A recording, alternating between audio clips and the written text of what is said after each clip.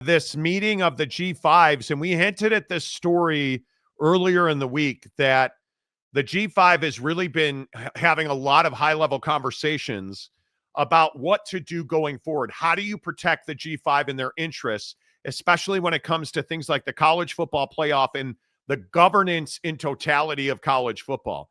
Currently, the G5 really doesn't have a whole lot of leverage when it comes to in or out of the college football playoff.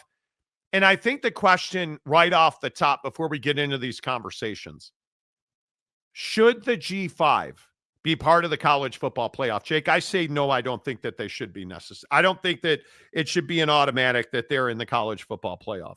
Yeah, I think absolutely not. I think it's an unfair ask. I think it does a disservice to the players that play at the G5 level. And I say that, and what I mean is, yeah, sure, you may not be, an SEC level football player, but that doesn't mean you can't play great football.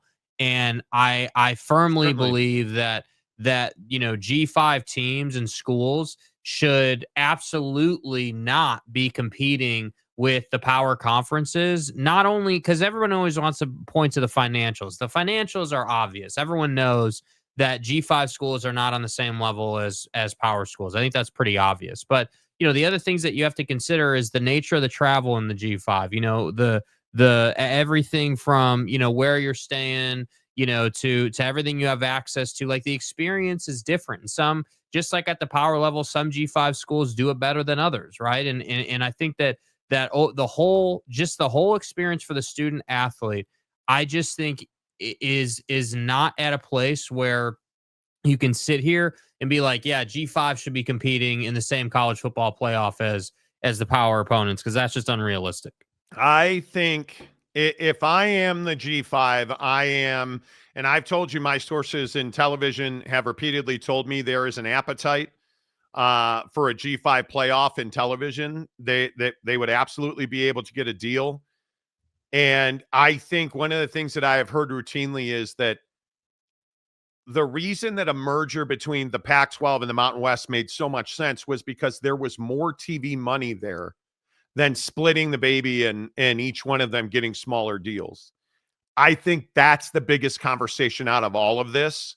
And Ross Dellinger touched on this. So again, the national media stole my story, you pricks. Again. But that is that I think there is a realistic path forward for the G5 to form their own thing, right? To form their own playoff, to have their own TV deal that is outside of anything that the A4 are doing and outside of the college football playoff. And I think that there is a way to mesh those two together, because I'm a passionate believer that if you're the G5, you do not belong and you have not earned the right to have an auto bid into the college football playoff. We've seen this repeat year after year, and I know everybody, Statue of Liberty, Boise State, Marty. Totally get it. There are one-off examples of G5 teams competing at a very high level, but across the board, that does not exist. And when you look at the overwhelming majority of examples, and I'll include SMU last year in this, they cannot compete with just the mediocre mid-level P4 programs. And when you look at the playoff last year, what happened to Epstein University? They got into the playoff and they rolled SMU and they rolled Boise State, and then they got boot heeled by Notre Dame. Right. Because Pedo State is a mid-level P4 football team. And last year, we'll see what they are this year, but last year, there's no doubt the pedophiles in Happy Ending Valley did not belong amongst the upper echelon of the college football playoff, and we saw that. And so we go into this conversation about how Boise State, with one of the historically good running backs in college football history, could not beat a mid-tier P4 program. And I think everybody wants to say, oh, yeah, let them play the game, Monty. Let the little guys in. Who doesn't like Cinderella? Put me in, coach. I'm ready. Cinderella's fine in the NCAA tournament. I want big boy football when it's January and we're trying to decide the best team in college football. There's not a G5 team in this country that can lay a claim to being the best team in college football. Yeah. None of them. And I understand that the Memphises of the world and the Boises of the world and there are G5 programs that aspire to play at that level, UNLV. Your aspirations are different than your realities. That is just what it is. And I think when you look at this situation, I do believe, Jake, that the smartest way forward is for the G5 to create their own postseason and really begin moving away from the A4 model.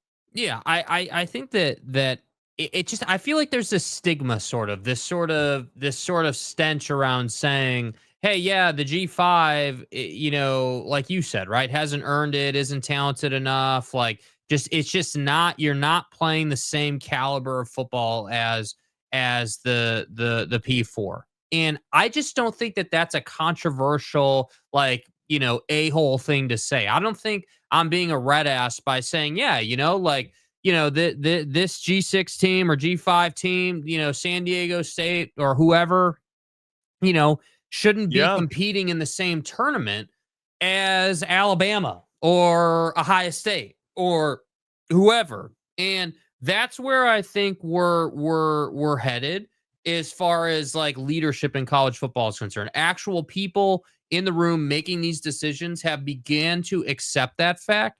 And I do feel like this Pac-12 Mountain West non-merger, going down that path has really facilitated and accelerated the idea that, yeah, you guys are going to need your own model if you're going to keep, fiddling around with all these different situations, because you're just holding yourself back at this point. Yeah. And everything does feel small. It does feel kind of irrelevant to the national conversation. And that's why I say, like, at some point we just have to get comfortable saying, yeah, dude, let the G5 have their own playoff. And if you're just so hell-bent on being able to compete for a national championship, then the absolute furthest I'd be willing to take it is the champion of the G5 gets a spot in the CFP. I would only be willing to do that. You have to win the entire tournament, and you got to figure out the scheduling to make it work out with the CFP in the bigger picture, because obviously that would mean you'd have to get your stuff done earlier.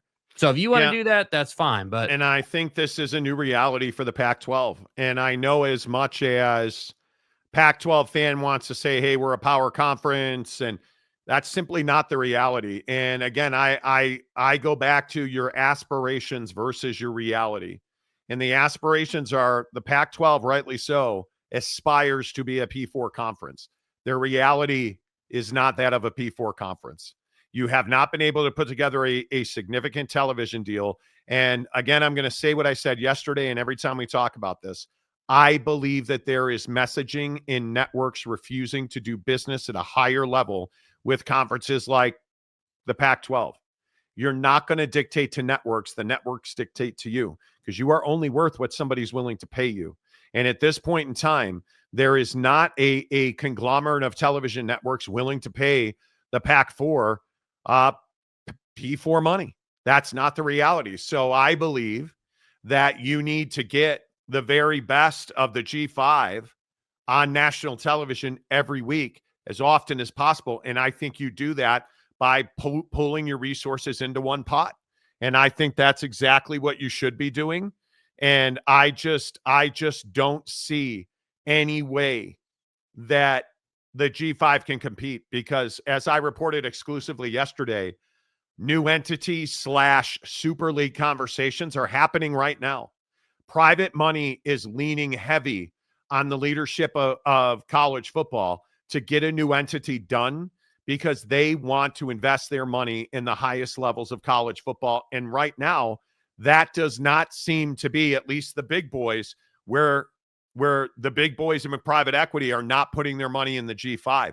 I think it is vital for the G5's long-term viability that the P4 get a new entity done and in place and financed, so that the G5 can move on with their business. Absolutely. And I think, the conversation of, because a lot of people say, oh, well, why do you want to, shut the door? Why do you want to, shrink college football? Why do you want to, limit college football?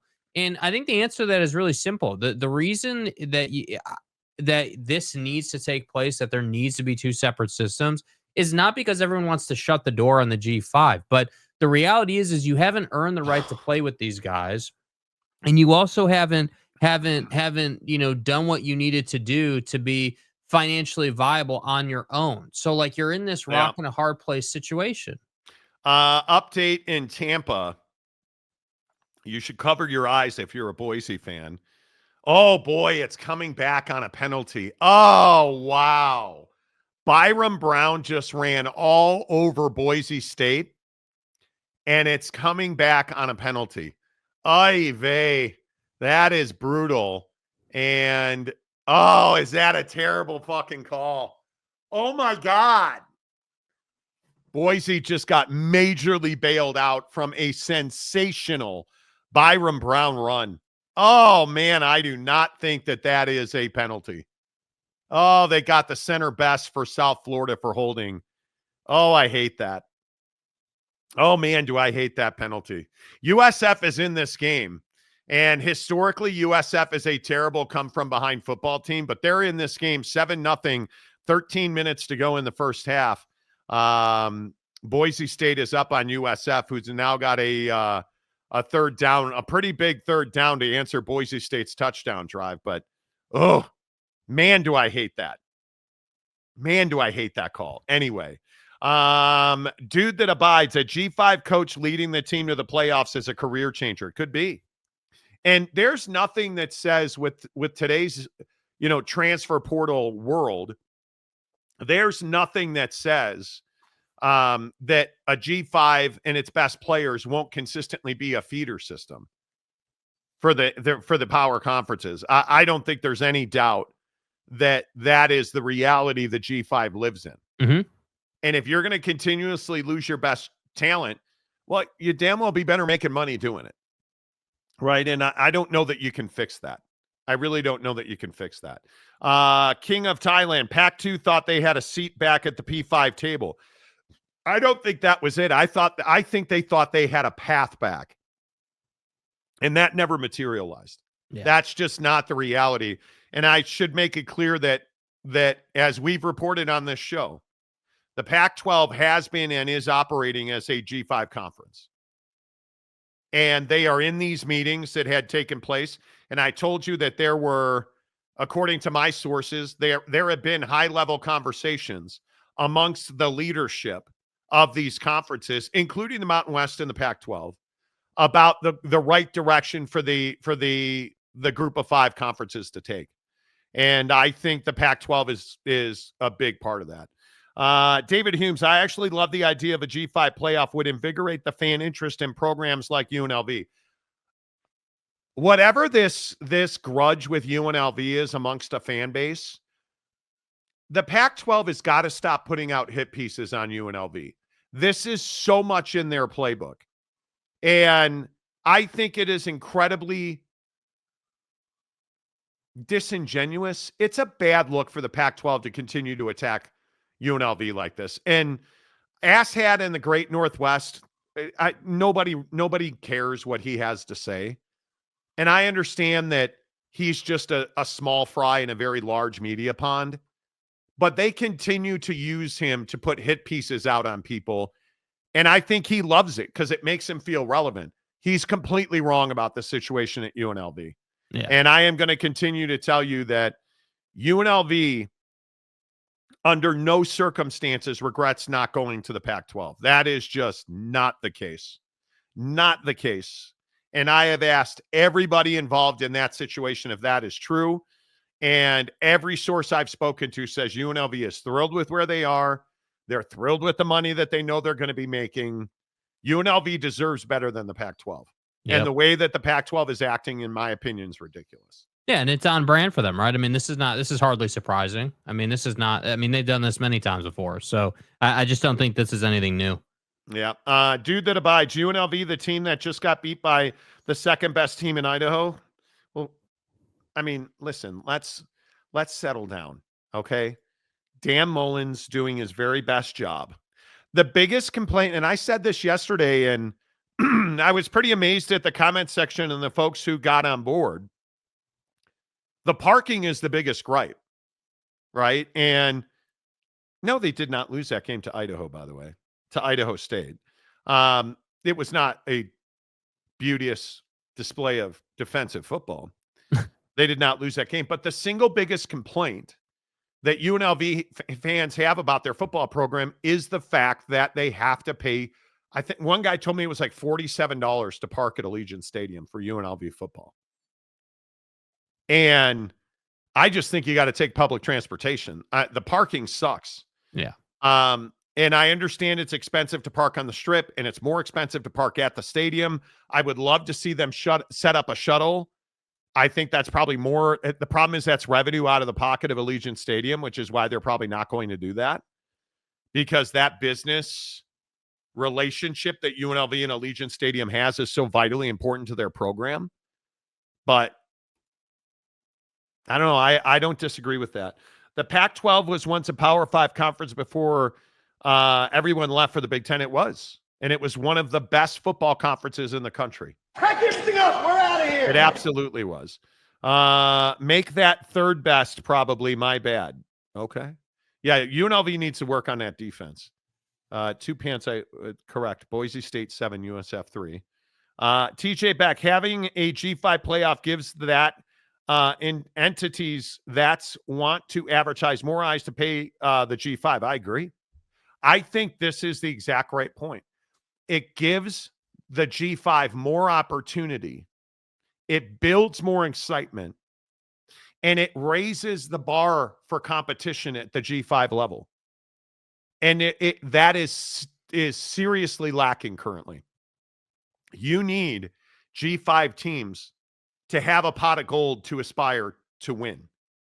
And right now, I just don't think there's enough effort, resources. I understand that revenue sharing is crippling at the G5 level. I totally get that.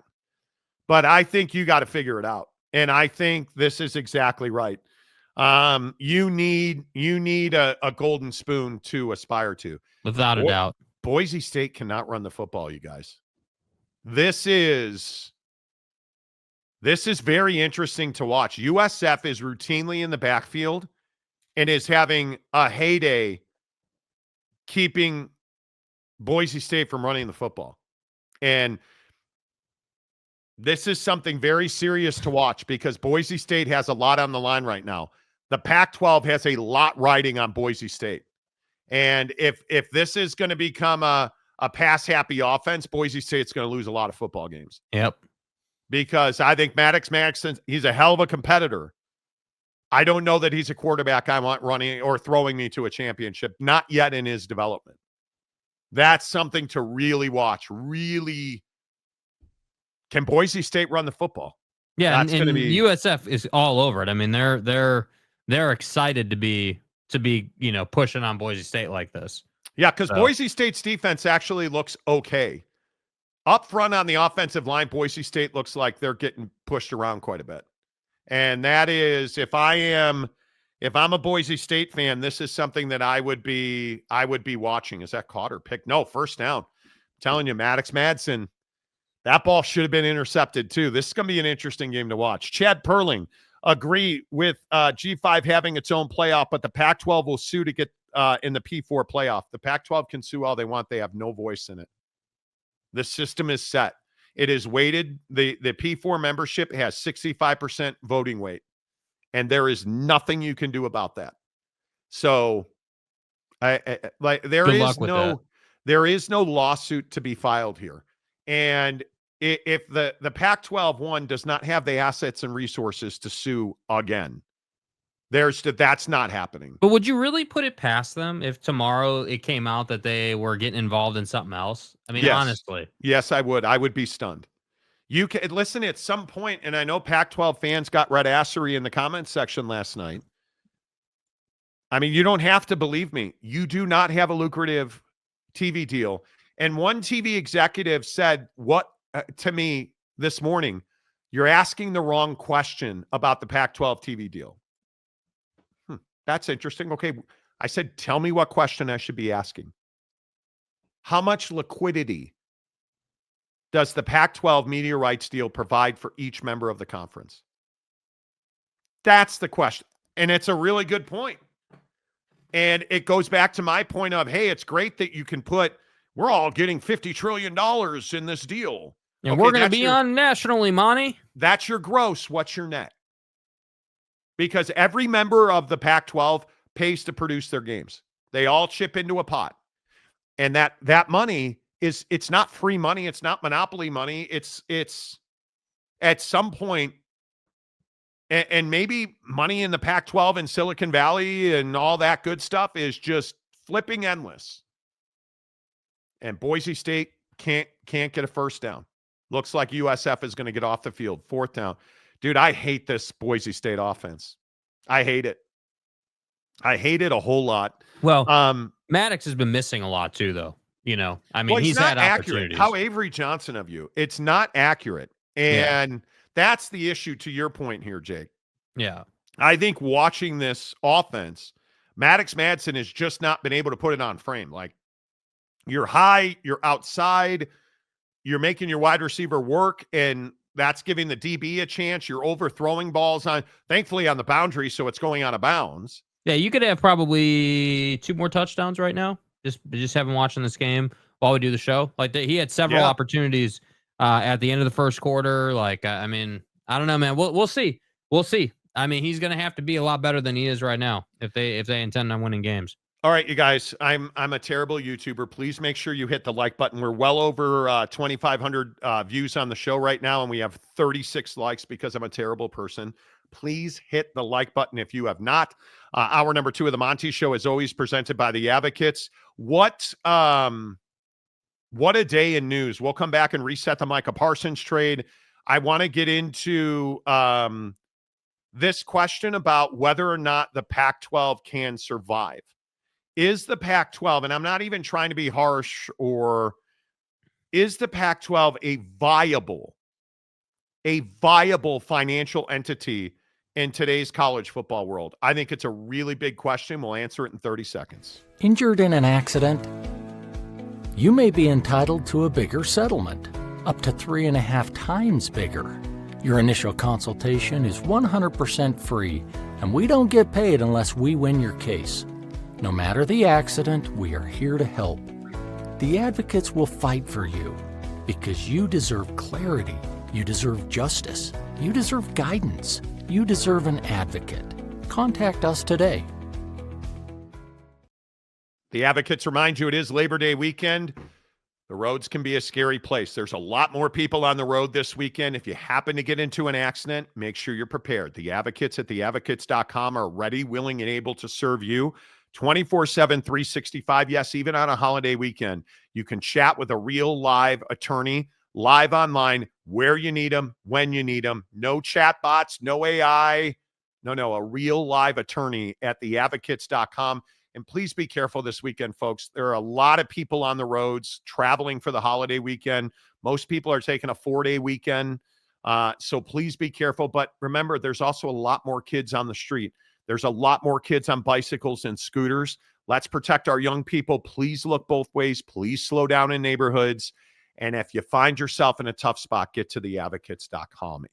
Jake, do you believe, Jake, do you believe the Pac-12 is a financially viable conference? Right now, I can't definitively say that. And I think that, these lawsuits and, all of these extracurriculars that you have going on right now are not helping your case. And I think that this TV deal, kind of like you were alluding to, a lot of people are all getting all pissy about it and getting all uppity about it because we said that, hey, like, you didn't release any numbers on it. We don't know how much you're making. And quite frankly, I'm not going to sit here and give you the benefit of the doubt, especially when you've been a conference that has boasted and, talked a bunch of junk about how good you were and everything. And now you're not doing any of that with your TV deal. So the change in narrative and the change in vocal level, if you will, kind of tells me that you're not exactly rolling in cash right now. And I've been saying it for, it's got to be a year at least now on this show that at some point, this conference has to get private equity involved to supercharge the financials of this conference. At some point, you got to get to a place where money starts to become a positive thing in the business conversation, in the financials of this conference. Because I agree with that question. How liquid Does the TV deal make your member institutions? Is exactly what every conference in collegiate athletics talks about every single day. Hey, what's our TV deal? What other revenue streams do we have coming into this conference? And then what's our cost? Out the door, what is our cost every year? What are we going to ask for our what are we going to ask from our donors every year to kind of patchwork this together? And you just can't tell me that the Pac-12 is sitting here flush with cash in a positive position and saying, yeah, we can absolutely, we can see ourselves going up and to the right over the next 4 years, and we're going to be in just an amazing, you can't factually say that. And I'm still waiting for Teresa Gould to come out and talk about the TV deal that you just got done. I'm tired of paper statements. I'm tired of Twitter graphics and great. You have a graphics person that can use Canva. We get it, dude. We get it. But what I want is I want another interview. I want more media of you guys talking about it. And I don't want that to be Wickerville. I want it to be the commissioner of your conference talking about what you're doing, because it's telling that you haven't spoken since the front office sports interview. And that to me is really, to me, that's a problem, that you haven't said word one since then. I agree. Phil Venzer, the millions of dollars that went to us and the push to get Allegiant Stadium being built, you're telling me that all those millions, well, okay. UNLV did not cut a check. And I've talked directly. I want to make this very clear, because Phil, you are very angry about UNLV all the fucking time, and I'll never understand it. There was no check cut by UNLV to get this stadium built. It was a joint understanding with the Raiders and UNLV and the Public Stadium Authority that UNLV and the Raiders were both going to use. It's called a joint use agreement. And to the point where there is a $5 million revenue guarantee in place, that UNLV is guaranteed to make $5 million. And I believe they've gotten payouts the last 2 years to make sure that they're whole and viable for their use of the stadium for football. The idea, and I have set people in Las Vegas straight on this, the last 6 months, UNLV in no way, shape, or form is responsible for Allegiant Stadium getting built. And I have talked to the people at UNLV about this, and they agree with that statement wholeheartedly. Did they play a role in painting a financial picture? Yes. Did they contribute hundreds of millions of dollars? In no way did they do that. In no way did they do that. What I'm telling you is it ideal you have to pay for parking? And UNLV fan, bro, I need you to settle down. Yes, you are paying for parking. Yes, it is expensive. If that is your biggest complaint right now, you need to find something else to pick on, because UNLV should never have and was never going to go to the Pac-12. UNLV has significantly upgraded your game day experience. There is no question about that. And there is also no question about the fact that UNLV is guaranteed $5 million a year in revenue at Allegiant Stadium, to the point where I believe they've gotten, the last couple of years, they've gotten multi-million-dollar payouts to make up the short. There's I believe it was described to me as a waterfall fund that is in place because UNLV cooperated with the building of Allegiant Stadium. Mm-hmm. So let's just, Phil, I understand you're upset, and I don't even know what you're upset about. But I think you're over your skis a little bit, constantly bitching and moaning about UNLV. Your life does not suck. UNLV is spending significant dollars to try and get the football program consistently at the top of the G5. Wow. Oh, and USF got it back. USF fumbled at the 5-yard line, and it looks like they fell on it, as they are absolutely marching. I don't know. Yeah, I mean, I don't know if we'll get the old, hey, he never had control of that ball situation. He absolutely did. Yeah, he did. He caught that. He took 1, 2, 2.5 and a shuffle step, and then got a shoulder pad right on the football and fumbled it. Oh, man, Boise had that ball. Boise had that ball. Holy cow. But Phil, anyway, to wrap up the UNLV, I wish UNLV fans understood they're in a really good spot. Stop complaining about paying for parking. If that's your biggest gripe, take public transportation. We shouldn't have to. And I should be 120 pounds with a huge cock. I'm not. Is that too much? Is that Stay hard. probably too much? Macaque. Probably too much. Allegiant Stadium is a golden opportunity for UNLV. Well, what it is a partnership. UNLV certainly pays their money to Allegiant, right? Like, I mean, and I look at their ticket revenue, and yes, they drew $2.6 million in revenue for the 2023 football season. The Rebels did $3.8 million in football revenue during the 2024 season. And their total attendance was 139,747 fans at Allegiant Stadium last season. So you're going through a change, obviously, with Dan Mullen and Mrs. Hansy Mullen coming in. But you're definitely headed in the right description, you know. TJ Beck says not 120 pounds, but, you know, hey, you know. The question is, will UNLV always be a G6? Well, I don't know that anybody will always be anything. The path, we need to get this right. The path to be going from the G5 or G6 to a P4 is damn near impossible. I don't know what you that need would someone require. else's help. You will need somebody else's help. I don't even know what that would work. What you need is a new entity not to be formed. That's what it comes down to. Because if the conference system stays in place, there are exponentially more opportunities. If the Big Ten and the SEC expand and the ACC implodes and your mom's 75, but she's pregnant with triplets, sure, something like that could happen. I don't know why it always goes back to pregnancy. TJ Beck, the Pac-12 may become insolvent if they don't come out on the right side of the lawsuit, and I just don't see it. I don't see it either. And I think notice it's going all quiet on the Western Front on it. Very quiet. Haven't heard word one. But isn't that the ultimate issue and the ultimate problem with suing people? It's a long, drawn-out process that requires consistent funding of attorneys. And I think it's absolutely brutal. I think it is absolutely brutal. Joey Harper, a member for 23 months. Okay.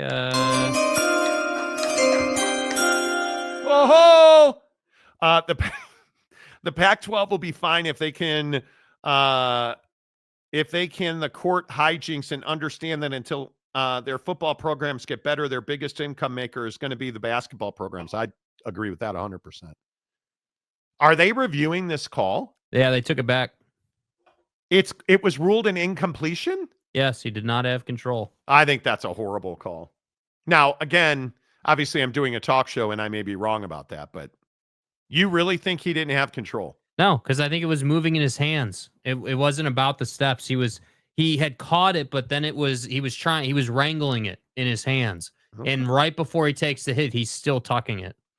He's still trying to tuck it. Yeah. Yeah.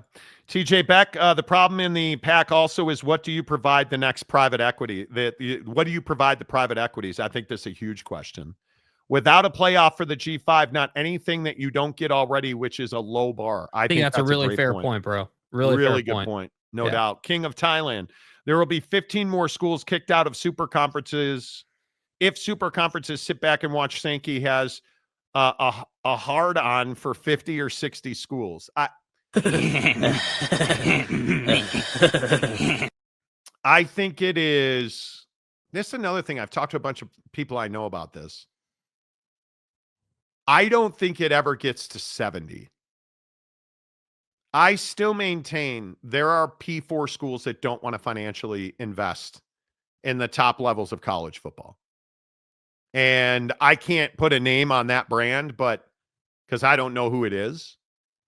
But if you look at the bottom half of these conferences, you know who's willing and who's unwilling, right? You look at these universities and you just begin to wonder, wow, and USF is in the end zone. Dude, they're just not going to die. They're Nope. not going to And die. he They're not ran going to one give of up. those dudes over. Yes, he did. And I'm telling you, Brown's here for the fight. And all of a sudden, USF is up 9-7 with 6:34 to go in the first half over Boise State. Boise State's defense has looked not very good in the last 2 drives. And this could be a shocking end. Greg Hawkins, Monty, I'm going to drive into a lake swept in San Francisco.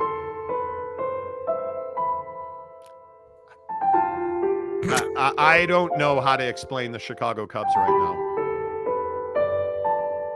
I don't know.